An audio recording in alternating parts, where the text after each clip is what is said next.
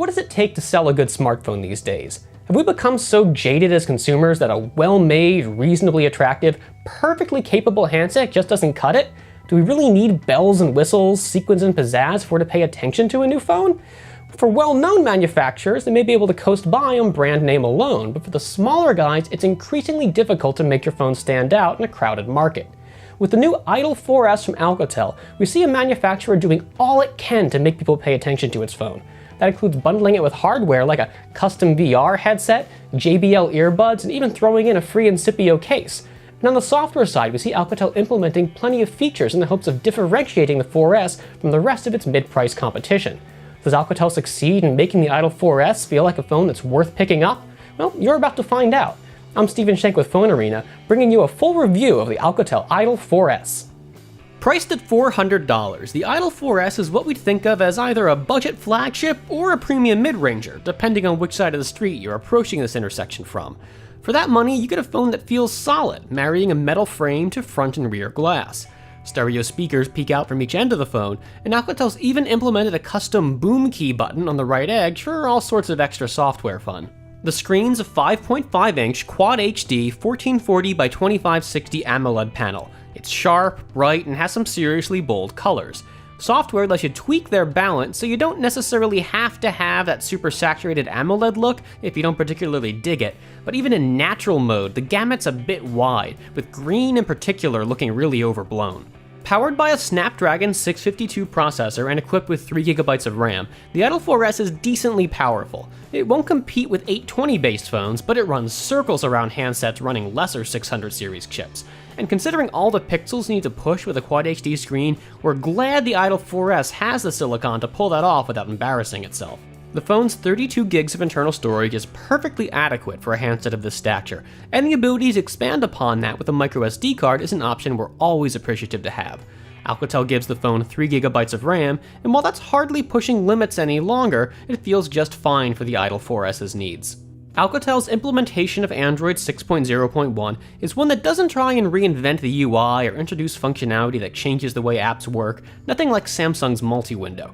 But what we do get is this circular boom key on the phone's side, which can trigger a lot of different features. Some of it's actually pretty cool, like showing off some impressive weather animations on the home screen, and other boom key modes deliver really useful functionality, like launching apps, taking screenshots, or quickly pulling up the phone's camera. But really, the problem is that it's trying to do too much. In one app, the boom key might dial up sound output, while in a game, it could give your car a boost of turbo speed.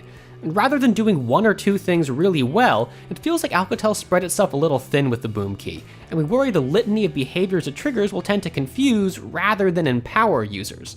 Another way Alcatel's tried to enhance the Idol 4S through software is with Wave's Max Audio, an app allowing users to tweak sound output with application-aware equalizer profiles.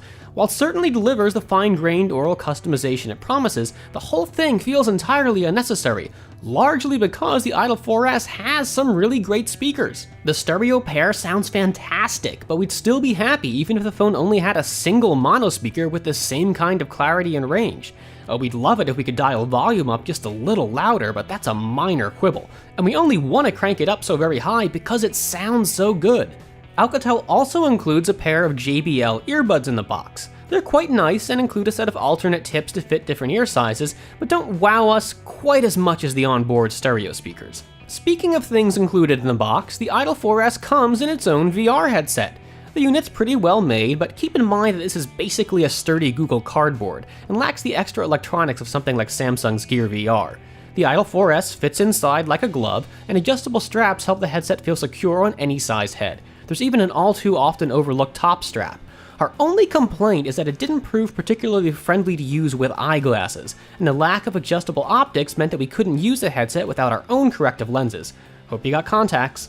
Alcatel helpfully loads the phone with a nice smattering of VR software, making sure you've got plenty of content to enjoy with the headset, and there's a VR store to help users discover new apps and media. The phone's main camera has a 16-megapixel Sony sensor, and the images it produces are, well, fine. They're not the best we've ever seen by far, and at full crop they tended to look pretty decent. But even with lots of light, we spotted plenty of noise while zooming in, and between the autofocus letting us down occasionally and seemingly lower than necessary shutter speeds introducing motion blur, we ended up with way more blurry pics than we'd like to see. On the plus side, the Idol 4S supports 4K video recording, and that really does look pretty good. 1080p and 720p both left some sharpness to be desired, but 4K worked without a hitch. The front facer is a wide-angle 8-megapixel camera with output that's fine, if not a little noisy in underlit environments, sensing a trend here. Luckily, there's a front-facing LED flash, albeit one that's all but invisible when not in use. We actually used the phone for a couple days before even realizing it was there. Call quality is very nice with clean, distortion-free audio on our end, but callers reported us breaking up occasionally. That could easily be the cell network, as anything the Idol 4S does, though.